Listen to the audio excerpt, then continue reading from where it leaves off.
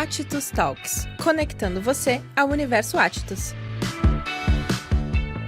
Olá, pessoal! Bem-vindos e bem-vindas ao Attitus Talks, o podcast da Attitus Educação que atualiza o seu amanhã. A cada novo episódio, vamos discutir e compartilhar assuntos que envolvam a educação, a inovação e o empreendedorismo, além de outras temáticas que fazem parte do universo Attitus. Eu sou Valesca Reichel, Head de Marketing da Attitus Educação e apresentadora desse podcast. Bom, antes de iniciar o nosso episódio de hoje, eu quero comentar que as inscrições para o vestibular da Attitus Educação do inverno 2023 já estão abertas. A prova será no dia 17 de junho e as inscrições são até o dia 15 de junho. Também é possível ingressar por transferência ou então com a nota do Enem. Veja mais informações no nosso site www.attitus.edu.br. E no episódio de hoje, vamos falar sobre transformação digital. Esse processo de mudança de mentalidade que todo negócio que quer seguir crescendo precisa passar para acompanhar os avanços tecnológicos e alcançar uma presença digital mais eficiente. E eu vou estar muito bem acompanhada pela Liana Antunes, a nossa Head de Transformação Digital da Attitus Educação, que vai ser a minha parceira nesse Attitus Talks. Bem-vinda, Liana! Obrigada, Valesca. Satisfação estar aqui em poder conversar e compartilhar esse momento contigo e com o Paulo. Ótimo! E para falar sobre transformação digital, temos a presença aí das empresas nos meios digitais. O nosso convidado de hoje é o Paulo Kenzerski, presidente do Instituto de Transformação Digital, o ITD. Desde 2017, ele está à frente do Instituto da Transformação Digital, que promove iniciativas para trazer conhecimento e mudança de mentalidade para empreendedores, empresas e gestores, quando o assunto é o mundo digital. O Paulo é tecnólogo em processamento de dados pela Universidade Federal de Pelotas e é especialista em implantação de projetos de transformação digital, atendendo empresas de todos os segmentos. Também é fundador e CEO da WBI On Life, agência de comunicação, e organizador da Startup Weekend Porto Alegre, que ocorre nos dias 23 a 25 de junho. Nesse evento, a Attitus também marca a presença como patrocinadora. Seja muito bem-vindo ao Attitus Talks, Paulo. Obrigado pelo convite. Nós que agradecemos a tua presença aqui conosco hoje. Vamos começar o nosso papo abordando um pouco sobre a criação do ITD, do Instituto da Transformação Digital, e como surgiu essa iniciativa.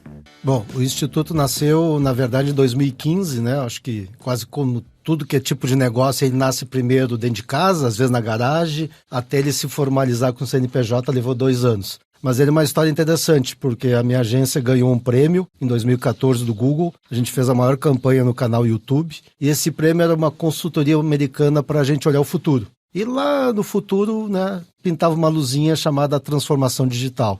E aí, né, aquele vírus contaminou, a gente percebeu que ia existir uma grande mudança no mundo. E aí nasceu um grupo de estudo com algumas pessoas e esse grupo virou o Instituto da Transformação Digital, que hoje tem presença além de Brasil, Espanha, Israel, México. Temos pessoas conectadas de vários lugares do mundo para falar e abordar transformação digital em todos os níveis.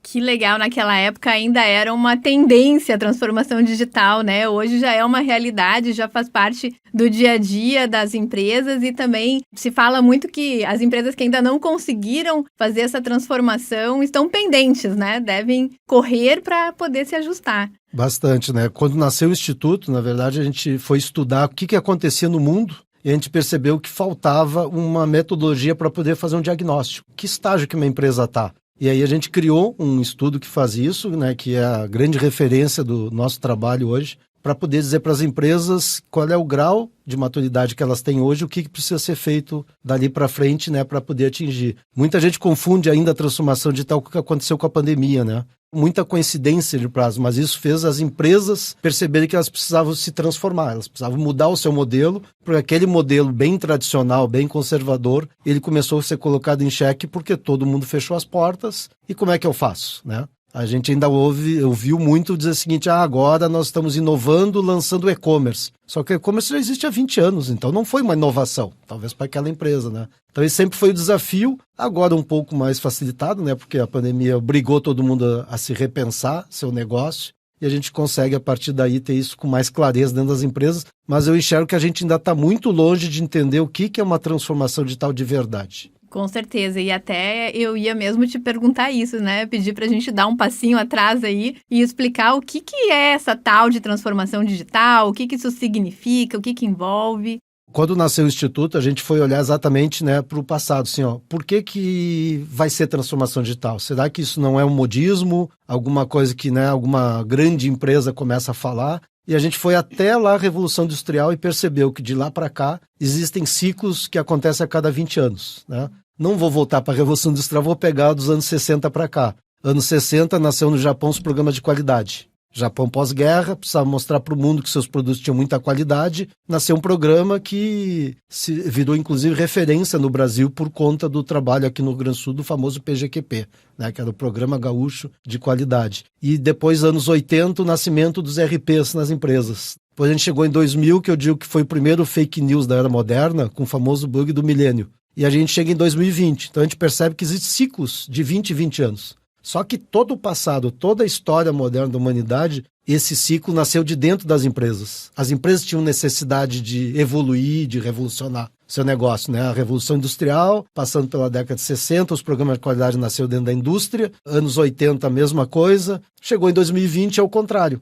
que seria o pico, que foi coincidentemente com a pandemia, que acelerou muito esses negócios. A transformação não começou dentro das empresas, começou pela mão do consumidor. Então, o principal elemento da transformação digital é a experiência do consumidor, que passou a exigir das empresas velocidade no atendimento, atendimento em todos os canais, e isso é o que deixa todo mundo preocupado, porque não é uma decisão interna, né, da empresa, do board, para dizer, agora nós vamos fazer transformação. Não, é o consumidor que passou a exigir. Então, a gente viu que o impacto da pandemia acelerou muito. Tanto que houve uma mudança nesse período de processo de ciclos de 20 anos. Hoje todo mundo fala mais de inovação do que transformação digital e todo mundo começa a falar muito de ESG. Ou seja, nós temos 3 grandes mudanças no modelo das empresas que foi atropelado em relação a isso. Então, assim como a gente diz que as gerações não são mais aquelas com uma diferença de 15, 20 anos, né? Eu tenho 4 netas e eu brinco que eu faço um MBA avançado de comportamento do consumidor futuro, porque elas são o futuro, né, de todo o mundo. A de 10 questiona a de 15, diz que ela tá velha porque a de 15 ainda usa o Instagram e a de 10 já tá no TikTok. E ela questiona, né, como tu tá velha. Então a gente vê como as coisas estão tão aceleradas em termos de transformação e isso impacta nas empresas, né? Primeiro porque não foram elas que tomaram a decisão, então elas têm que acompanhar. E segundo, que elas não estão preparadas para fazer uma transformação digital de verdade, né? Com certeza. E é interessante essa abordagem que você trouxe do ESG, né? Que é o Environmental, Social and Corporate Governance, então as questões ambientais, sociais, toda essa agenda também de governança corporativa, que tem ganhado muita força nas empresas, né? E serve tanto para que a empresa consiga reforçar sua reputação e sua imagem corporativa no mercado, como também para atração de talentos, para retenção dos talentos. As pessoas estão cada vez buscando mais isso, essa questão do propósito, né? De trabalhar em alguma empresa que realmente traga uma contribuição real para a sociedade, né? Uma outra questão que eu queria trazer contigo, Paula, é a questão dos ecossistemas de negócios, né? Você é especialista na construção desses ecossistemas de negócios, então, de que forma isso se conecta também com o mundo digital? Bom, hoje tudo está no digital, né? Todas as comunicações das empresas, elas estão no ambiente digital. Eu tenho 60 anos, sou de uma geração que eu comprava um produto no supermercado e eu tinha que olhar no rótulo uma caixa postal. Eu tinha que mandar uma carta para uma empresa.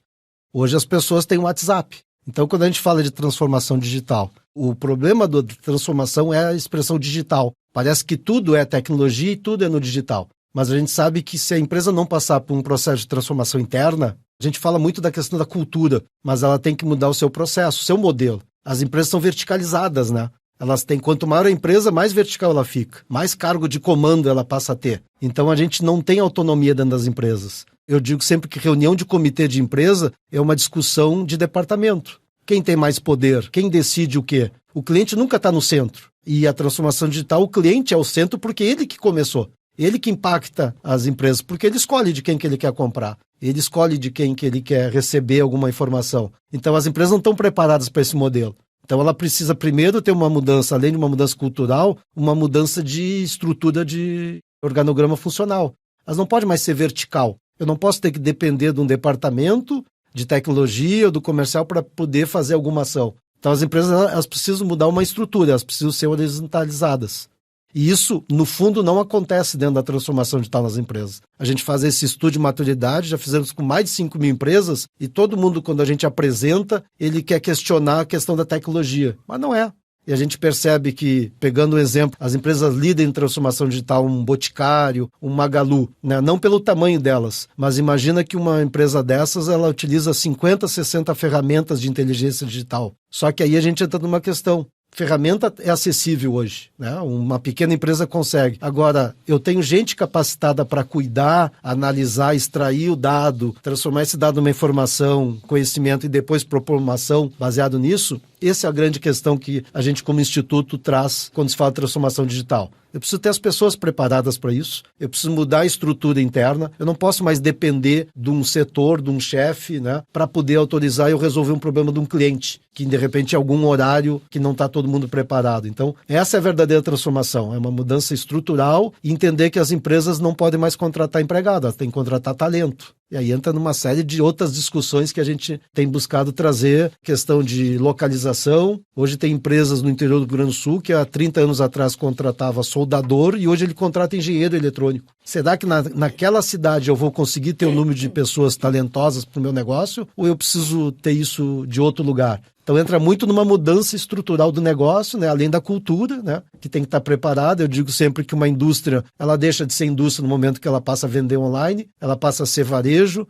E a pergunta é, será que naquela indústria eu tenho as pessoas ou o departamento ou o setor preparado para ser varejo ou a cabeça continua pensando como indústria? Aí a gente vê todos os setores ainda batendo um pouco cabeça com relação a isso, né? Então, nosso papel, nosso grande desafio é dizer, não é a tecnologia que faz a transformação digital, são as pessoas. E aí eu preciso ter pessoas com conhecimento e muitas vezes com cultura diferente. Eu sou um cara que bato muito na oferta de emprego quando diz, eu procuro alguém com 10 anos de experiência no meu setor. Não adianta. Eu vou trazer alguém que vai fazer exatamente igual com todo o time que eu tenho dentro da minha empresa. Então, se a gente olhar os unicórnios do Brasil, a XP não nasceu de alguém de banco, o Nubank não foi um ex-motorista, o Quinto Andar não foi um ex-dono de imobiliária que criou. Então a gente vê isso, né, como o modelo que a gente tem que construir. Trazer pessoas de outras áreas, com outras cabeças, para poder discutir uma transformação digital de verdade, que é o que a gente mais tem batido hoje.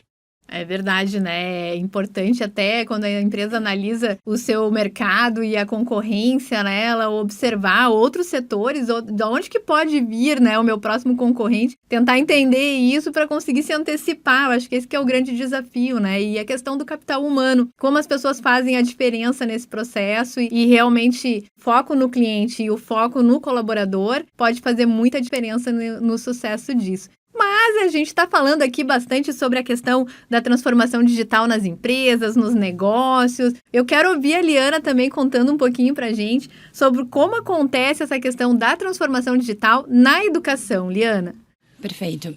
Vou pegar um gancho da própria fala do Paulo, né, que ele trouxe, eu quero contratar talentos. E qual é o papel das instituições de ensino em, de fato, formar esses talentos que estejam aptos a atuar e exercer essa demanda do mercado, né? Conectados com essa transformação digital que as empresas estão passando. Eu preciso que os nossos alunos, né, os nossos estudantes, eles tenham as ferramentas, tanto as hard skills quanto as soft skills, adequadas para suprir essa demanda do mercado, né? E aí eu trago aqui uma fala, na verdade, do Fórum de Desenvolvimento Econômico Mundial de 2018, que traz que as escolas precisam preparar as pessoas para trabalhos que ainda não foram criados, tecnologias que ainda não foram inventadas e problemas que ainda não foram previstos. Para mim, eu acho que conecta muito quando a gente fala de transformação digital e a demanda que a gente vem encontrando no mercado. E as instituições de ensino, e eu não falo só de universidades, faculdades, centros universitários, inclusive escolas, né, de ensino fundamental, ensino médio, enfim, que tiverem esse olhar, esse despertar para esse momento, para essa necessidade, ainda vão poder contribuir de maneira significativa, inclusive para o nosso PIB Tem uma estimativa, de acordo com o Fórum Econômico Mundial, que mais de 11,5 trilhões de dólares podem ser adicionados ao PIB global até 2028, se os países forem bem-sucedidos em preparar os estudantes para as necessidades da economia do futuro, né? Então, nós, como instituição de ensino, a Attus, ela tem esse papel, né, de ter esse olhar e fazer essa transformação digital dentro dos nossos currículos, dentro dos nossos cursos, né? E como que isso pode ser feito, ou como que a gente pode se preparar para isso? Aí, então, acho que vai muito ao encontro da fala do Paulo, né? O Paulo trouxe a questão da revolução industrial e de 20 anos as mudanças, né? E o que teve que ser feito para que isso, de fato, acontecesse, né? Então, fazendo esse gancho com a revolução industrial e trazendo para o contexto educacional, a gente fala muito em educação 4.0 e já se fala, inclusive, em educação 5.0. A gente já está até num processo de evolução.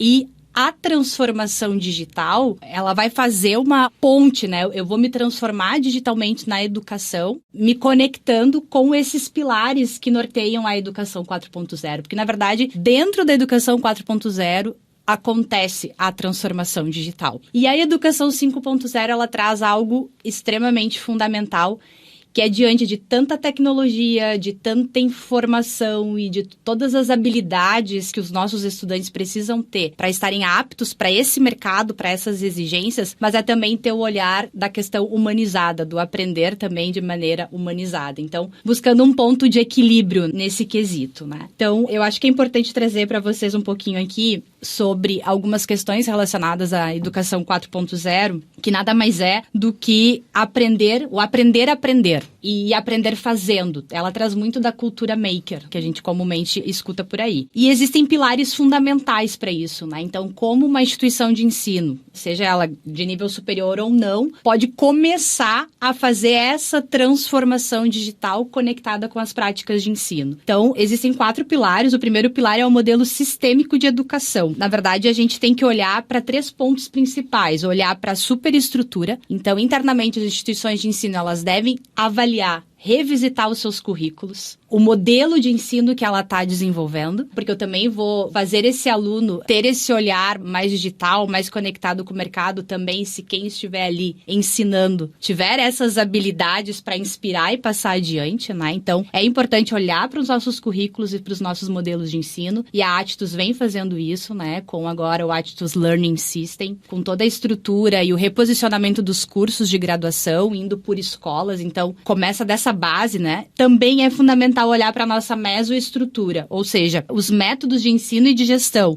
além do uso das mídias digitais, das questões analógicas, né? Porque a gente fala de transformação digital, não é tirar o que já existe e trazer a tecnologia, é justamente fazer uma conexão entre essas duas, é o físico e o digital. Tanto é que a gente fala muito hoje em phygital, é ter ainda ferramentas que a gente utiliza, que são consideradas analógicas, mas que são práticas excelentes de ensino, mas como que eu trago também e conecto com outras ferramentas digitais. E olhar fundamentalmente para a nossa infraestrutura em termos de equipamentos, coisas básicas, né? Conexão de internet, sistema elétrico, enfim, tudo que uma instituição precisa para dar esse primeiro passo. Fundamentalmente, que é o pilar 2, é uma educação tecnológica e científica, né? Então, a gente tem que ter um ensino baseado em evidência, né? Um ensino de ciência que traz toda essa base de neurociência, de pedagogia, de psicologia, como suporte no processo de ensinar e aprender.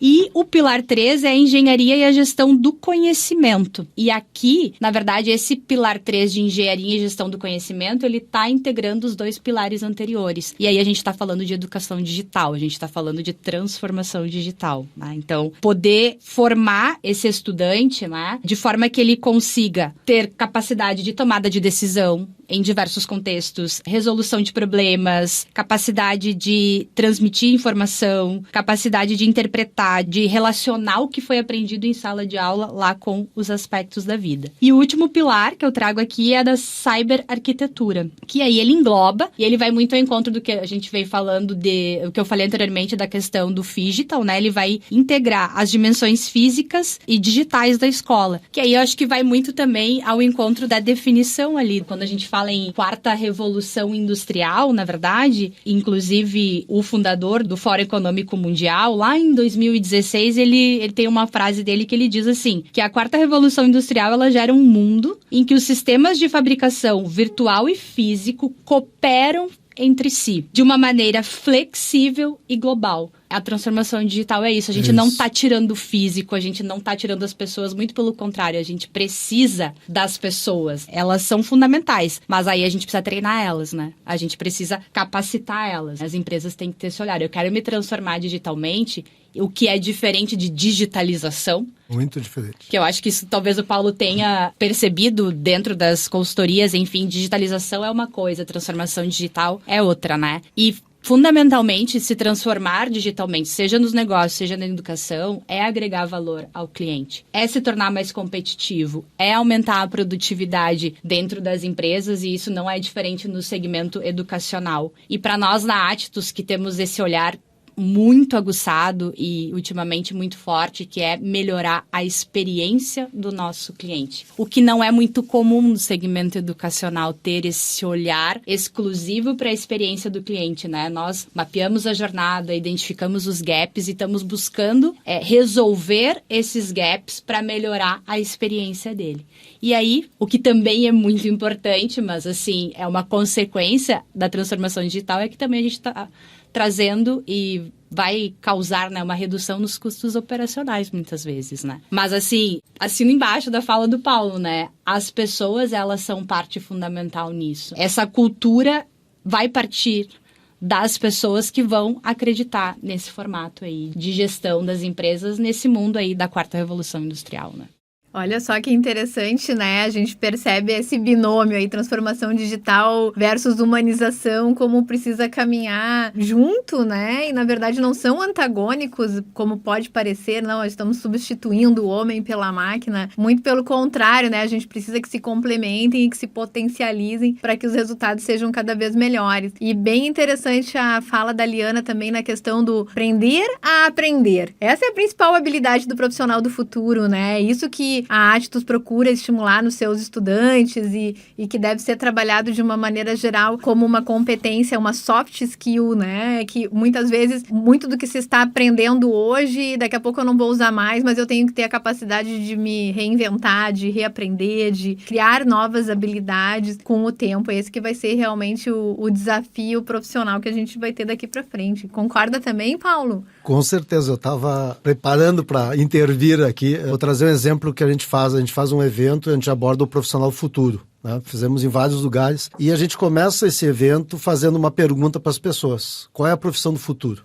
E aí eles votam, né, no celular, e a gente monta uma nuvenzinha de tags, e Angra dos Reis, Rio Verde, Porto Alegre, São Paulo, cada lugar desses as respostas são diferentes. O que a gente faz? É um exercício para dizer para as pessoas que a gente tem que sair da bolha. A gente tem que voltar a aprender de novo. Se eu só mantenho relação com as pessoas da minha empresa, da família, eu estou numa bolha, na minha comunidade. A gente tem que fugir da bolha. Eu digo sempre que o melhor evento que alguém tem que ir não é o evento do seu setor. Um dia eu fui sair de casa para um evento e me perguntou onde é que eu ia. Eu digo, eu vou no Expo Inter. Mas tu vai fazer o que no evento de água que tu não entende nada? Eu digo, exatamente, eu vou para lá para aprender. Então a gente, né, é confortável ir num evento que a gente conhece o tema, que a gente tem que sair dessa zona de conforto. Acho que esse é a grande mudança. Eu sempre digo, quem tentar acertar a profissão daqui a 5, 10 anos, ele está dando um chute. Talvez acerte, mas talvez ele vai errar. Agora, tem algumas coisas que desde a minha infância a gente precisa aprender. Tem competências que não importa o emprego que eu vou ter hoje. Então, isso é o mais importante. E toda a fala da Liana, o que eu digo é o seguinte: a universidade no passado, ela tinha um programa que a pessoa tinha que fazer todo ele para quando terminasse ele ir para o mercado de trabalho. Hoje o que interessa para as pessoas é o quanto de aplicabilidade eu tenho nesse conteúdo que eu vou aprender. Essa educação vai ser aplicável para a minha atividade que eu estou hoje ou que eu quero? Acho que essa é a grande mudança que a transformação digital está trazendo para o ambiente educacional, que é, eu não quero fazer uma faculdade com 4, 5 anos para no final ter um diploma. Eu quero saber o quanto daquilo que eu vou aprender nesse período todo vai ter aplicabilidade no meu dia a dia. Então, acho que isso é a grande mudança que a transformação digital na educação está fazendo, que ela não está mais se preocupando em, eu vou formar alguém daqui a 4 anos. Não, eu tenho que começar a formar ele desde o início. Então, esse modelo, né, de curso que a Atitus está trazendo, que é a prática, né, é muito mais a prática. prática, é vivenciar o dia a dia. Eu não posso, no final de 3 anos, ter que aí fazer um estágio numa empresa para tentar aplicar o que eu aprendi nos últimos 3 anos. Esse aprendizado, ele se perdeu ao longo do tempo. Então, a aplicabilidade da educação é o que eu vejo que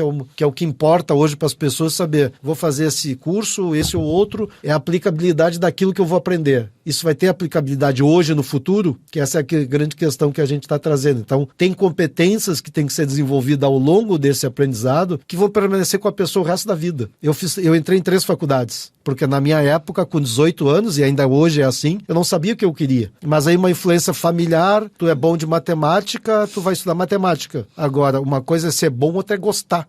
Eu descobri que eu não gosto de matemática, né? Aí eu fui fazer engenharia agrícola. Por quê? Porque a família trabalhava no negócio do agronegócio. Então a gente acaba sendo influenciado. E a gente está vendo isso, né? Hoje, ainda, 50 anos depois de eu ter saído da escola. A gente precisa desenvolver competências, não importa a profissão que eu vou ter daqui a 3, 4 anos. Porque é bola de cristal tentar adivinhar a profissão daqui a 3, 4 anos. Se a pergunta fosse há 6 meses atrás, qual é a profissão do futuro, todo mundo ia dizer, vai ser alguém que vai trabalhar com metaverso. 6 meses depois, a gente está dizendo, quem vai trabalhar com inteligência artificial é a profissão do futuro. Será que daqui a 6 meses, 1 ano, nós vamos sentar e vamos dizer a mesma coisa? Então a gente tem que desenvolver as competências das pessoas que são importantes para todo mundo, né? A Helena falou na questão do presencial. O ser humano é um ser sociável. Ele precisa se relacionar com as pessoas. Porque a troca, né? Nós estamos aqui sentados, os 3 trocando experiência. Isso é o que valoriza o profissional do futuro. Não é só aquilo que ele aprendeu na sala de aula, naquele conteúdo, e ele só aplica ali. Talvez, se ele está pensando uma profissão para trabalhar na indústria, essa indústria hoje também já é varejo. E copiando uma frase de um famoso que eu não vou lembrar, toda empresa de sucesso no mundo hoje é uma empresa operadora logística. Todo mundo fala do Mercado Livre, do Magalu, eles nada mais são do que uma grande operação logística para garantir, para quem? O cliente receber o produto no dia. Eu compro um livro na sexta à tarde, sábado de manhã alguém me entrega na minha casa. Essa é a satisfação do cliente. Então, o que está por trás disso tudo? As pessoas que entenderam qual é a necessidade do consumidor, do usuário, e na outra ponta eu tenho que ter uma operação que faça isso funcionar. Então, as empresas que eram de varejo viraram operador logística. A indústria virou varejo. Então, qual é o profissional do futuro? Qual é a competência que eu tenho que ter? As competências exatamente essa que a gente fala muito na questão de soft skill. O resto a gente vai aprendendo ao longo da vida, né? Que legal. E é a questão do produto certo no lugar certo, né? Isso ainda é o âmago de toda a questão dos negócios e do sucesso das empresas. Conseguir entender isso. E quando a gente fala produto, pode ser um serviço, pode ser uma experiência, mas é o que realmente atende aquela dor, aquela necessidade do cliente, né? Exato. Não, eu ia complementar, é que o Paulo falou, né? As habilidades, as competências que a gente tem que desenvolver nos nossos estudantes, por exemplo, para que eles estejam aptos e oportunidades diversas eles possam se encaixar. Eu mesma posso falar, né? Eu sou uma biomédica de formação e que, em virtude, sempre trabalhando com educação, mas fui me direcionando para outras áreas, outras funções e hoje trabalhando com gestão de projetos de educação, com transformação digital no meio acadêmico, né? Tendo esse olhar. O Paulo falou ali dessas questões de habilidades e competências, né? E aí, quando eu trago isso para dentro do contexto educacional, e é algo que cada vez mais a gente vem olhando e trabalhando, é focar no conhecimento, né? Quando a gente está formando pessoas, focar no conhecimento e na aplicabilidade daquele conhecimento na prática, no dia a dia, com casos reais, desafios reais. Por isso a importância, né, da instituição estar cada vez mais conectada com o mercado, com as empresas, para a demanda vir das empresas, para, enquanto estudante, eu já ter esse contato e poder resolver esses problemas, para desenvolver essa mentalidade também da transformação. E não focar no que até então as instituições de ensino no geral fazem, né? Que focam no conteúdo e não no conhecimento, né? Então são coisas completamente diferentes, né? É cumprir protocolo de conteúdo, não é isso. A gente tem que preparar ele para o mercado de trabalho. A gente tem um desafio em termos de educação nesse contexto, porque os órgãos que nos regulamentam não tem esse olhar tão direcionado, né? Então, eu acho que talvez muito breve, assim espero, o Ministério da Educação, enfim, que nos regulamenta, comece a ver a importância das habilidades e não do conteúdo, né? Porque quando a gente fala de ENAD, por exemplo, é uma prova totalmente focada em conteúdo e não em competência, em habilidade, né? Em conexão com o mercado, né? Mas, independente disso, a gente tem que buscar o ponto de equilíbrio, no meio do caminho, que a gente possa desenvolver e preparar os nossos estudantes para o mercado de trabalho, mas ao mesmo tempo, claro, atender a demandas que são regulatórias e que fazem parte da educação como um todo, né? Então, ir além do conteúdo. Eu acho que esse é o ponto-chave. E aí a gente vai estar preparando esses jovens, esses estudantes, com as habilidades que o século XXI exige. E a transformação digital é fundamental para isso. E ainda trazer que é difícil, às vezes, tu conceituar a transformação digital para muitas pessoas, né? Porque pelo fato delas só lerem a palavra digital, se pensa única e exclusivamente em tecnologia. Eles associam com a digitalização do negócio. Digitalização e tecnologia. Agora, se o negócio tem um problema de processo, a digitalização vai exponenciar esse problema. Exatamente. Né? Que é o que acontece com a maioria. Se a empresa tem um problema de atendimento lá no 0800, quando ela digitaliza isso e transforma isso numa operação digital, ela está potencializando o crescimento da reclamação. Hoje a gente vê empresas com grupos de funcionários atendendo só o Reclame Aqui. Ora, não era mais fácil primeiro resolver o problema dentro da empresa para não chegar lá no Reclame Aqui? É o que normalmente tem acontecido, né? Exatamente. E aí se fala, né, a palavra digital remete muito à tecnologia. Então, transformação é software, é tecnologia, né, investir em equipamentos e não é só isso. Claro, ok, tem essa parte de infraestrutura e aí vem Big Data, internet das coisas, tudo aquilo que está por trás, que é necessário, mas aí vai ter que ter a pessoa que saiba analisar esses dados e gerar um resultado, uma ação, uma modificação a partir disso. Mas eu diria que transformação digital, se eu fosse conceituar diante de tudo que a gente lê sobre isso, que ela nada mais é do que uma grande mudança na estratégia, né, da cultura da empresa. E aí eu acho que conecta muito com o nosso propósito enquanto Atitus por meio da tecnologia. Né? Por meio da tecnologia e fundamentalmente com pessoas. Porque o nosso propósito é transformar vidas por meio de uma educação inovadora que gera prosperidade. Acho que tem muito a ver com transformação digital, porque a gente está falando uma educação inovadora, está falando em inovação. Isso envolve tecnologia, não exclusivamente, mas tem uma conexão com isso. Mas otimizar os nossos processos, melhorar a satisfação do nosso cliente por meio da tecnologia e não exclusivamente só a tecnologia vai resolver isso, né? Porque eu vou precisar, sim, de pessoas, eu vou precisar que tenha inovação acontecendo simultaneamente, eu vou precisar de lideranças inspiradoras que estejam abertas a isso e que façam esse tipo de movimento para que eu consiga criar essa cultura e aí seja algo linear e automático, né? Não algo mecanizado e somente no momento que eu tenho ali uma consultoria me atendendo, as coisas estão acontecendo. Aí eu virei e aí, isso está continuando, né? Isso está seguindo adiante? Como que as empresas estão preparadas para isso, né? E aí a gente vê a importância de combinação das hard skills com as soft skills e a gente sempre trabalhar de uma maneira coesa, pensando no ser humano como um todo, de uma maneira holística e integrada, né? Que as coisas não acontecem de forma separada. Mas eu quero trazer uma outra temática aqui, Paulo, queria que tu contasse um pouquinho pra gente sobre esse evento que a gente vai ter agora em junho, o Startup Weekend, que vai acontecer em Porto Alegre. Conta um pouquinho pra gente o que vai acontecer. Bom, ele é um evento mundial, né, promovido pela Techstar no mundo inteiro, e ele trabalha exatamente essas questões, né, colocar as pessoas no centro das mudanças que é necessário no mercado. Então ele trabalha muito a questão do empreendedorismo. E o que é muito bacana no evento, o tema de Porto Alegre é a educação, né, a gente entende que isso, para nós, é o centro de toda a transformação, transformar educacionalmente. Então a gente está promovendo um evento onde as pessoas de várias áreas, de vários níveis de conhecimento, se unem em times, na maioria das vezes, com pessoas que eles nunca ouvido falar. Então a gente está falando de uma diversidade muito grande. Uma coisa é eu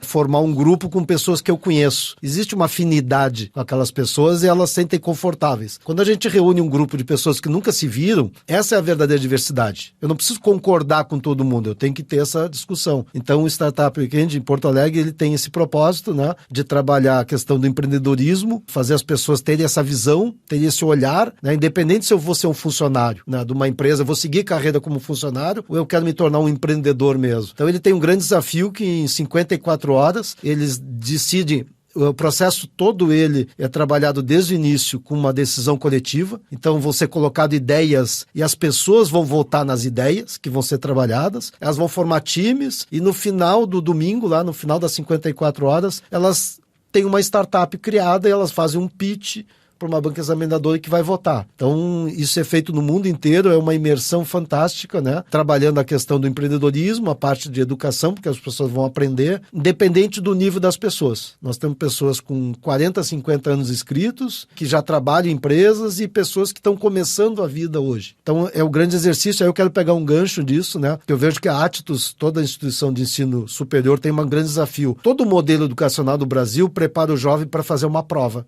o Enem. Não prepara ele para pensar, né? Prepara para marcar a cruzinha. Ele tem que passar na prova. Aí ele entra na faculdade e agora está tendo, né? Ele vai chegar na Actus e a gente vai dizer para ele o seguinte: agora tu tem que começar a pensar, porque o conhecimento, né? A minha geração, eu só tinha um caminho. Ia para uma biblioteca ou para uma sala de aula para aprender. Hoje, o conteúdo está disponível. Eu posso ter uma aula de Harvard, estando aqui em Porto Alegre. Então, isso provoca que a educação vai mudar exatamente nesse sentido, né? Eu não posso mais levar o conteúdo para a sala de aula. Eu tenho que levar a troca, a experiência, o questionamento. Eu digo assim, ó, eu lembro de 2 professores na minha vida, e eu estou falando de 4 décadas atrás, tá? Professor de matemática, não sei porque eu aprendi matemática e achava que eu ia ser um bom matemático, né? E o professor de história, que ele não era no modelo padrão de ir pro quadro, passar toda a matéria e as pessoas copiarem. A gente formava grupos para discutir. Então, se eu fosse lá, a matéria era a Guerra do Paraguai, era formado grupos e cada um ia trazer a sua visão de como era a guerra, né? Os livros do Brasil dizem que o Brasil foi o mocinho na guerra e a gente sabe pela história toda que não foi muito assim. Então, esse é o grande desafio. Imagina um jovem que começa lá de 8, 9 anos, até ele entrar na faculdade, ele foi preparado mentalmente para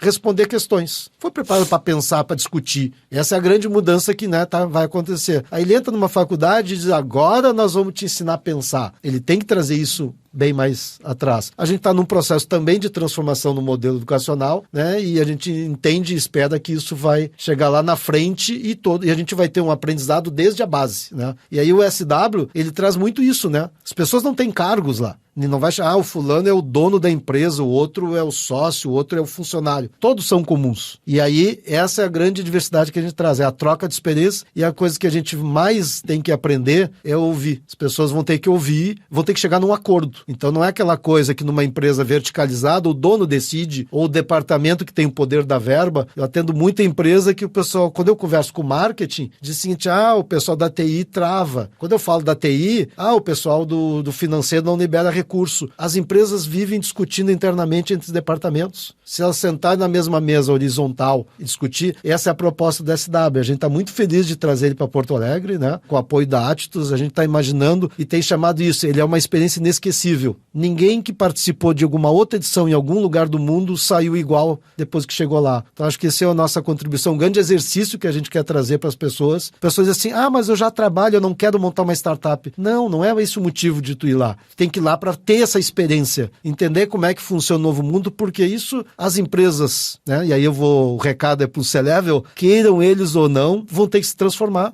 porque as empresas que ainda continuam contratando empregado, elas não vão seguir crescendo como elas cresceram nos últimos 100 anos, porque ela precisa de talento. Eu sempre digo que as empresas têm que parar de contratar o corpo, que vai trabalhar das 9 às 18, segunda a sexta, para contratar o cérebro, né? O cérebro pode estar em qualquer lugar. Por que eu tenho que estar naquele lugar, naquele momento? Óbvio que isso não serve para todas as atividades, mas as atividades que exigem pensamento crítico, né? Aí a gente vai na soft skill, flexibilidade cognitiva. Isso para mim é a coisa mais importante, né? Numa soft skill. Eu tenho que ser flexível, eu tenho que começar a entender o problema e buscar uma solução, não me queixar. E é o que a gente vê nas empresas, né? Esse problema é da área de TI. Eu digo sempre no diagnóstico que a gente faz, uma das coisas que a gente aborda é exatamente isso. Quantas vezes a gente ligou para uma empresa e alguém atendeu e disse assim, isso aí não é comigo, esse problema não é meu, mas se eu estou com um cliente no centro de verdade, esse problema passa a ser meu e eu vou te ajudar a buscar a solução. Então a gente vê muito isso, e a ideia do SW que a gente está organizando aqui em Porto Alegre é poder trazer isso e mostrar para o mundo inteiro, né, dentro da nossa comunidade, essa questão. Eu gostaria que a gente tivesse 500 inscritos, não pode pela metodologia, mas eu acho que as pessoas que vão participar vão ter uma experiência inesquecível, que é o que a gente se propõe. Que bacana, Actus. Nós da Actus estamos muito empolgados e felizes em poder fazer parte e contribuir também, né, com o evento. Bom, pessoal, então estamos chegando ao final de mais um episódio do Actus Talks, o podcast da Actus Educação. Hoje nós recebemos o presidente do Instituto de Transformação Digital, o Paulo Kędzierski, e a gente agradece a tua presença, Paulo. Já fica o convite para tu voltar aqui e participar mais vezes com a gente no Actus Talks.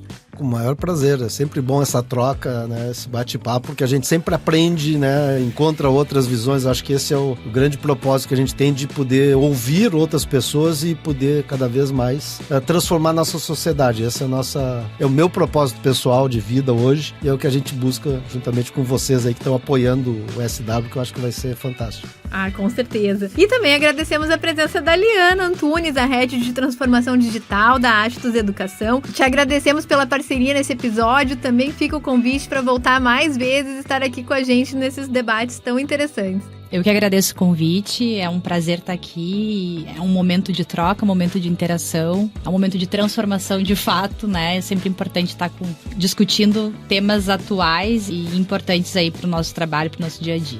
Bacana. Lembrando novamente, né, pessoal, estão abertas as inscrições para o vestibular de inverno 2023 da Achetus. A prova vai ser no dia 17 de junho, as inscrições acontecem até o dia 15 de junho. Também é possível ingressar pela nota do Enem e também através de transferências. Veja mais informações no nosso site no www.achetus.edu.br. E lembrando que toda semana tem episódio novo do Achetus Talks nas principais plataformas de áudio. Além de nos ouvir, não esqueça também de acessar a Achetus Educação nas redes sociais, no Instagram, também no Twitter, no Facebook, no TikTok e no LinkedIn. E acompanhar nossas iniciativas, novidades, informações sobre os cursos no nosso site. Lembrem-se, aqui na Achetus você atualiza o seu amanhã. Achetus Talks, conectando você ao universo Achetus.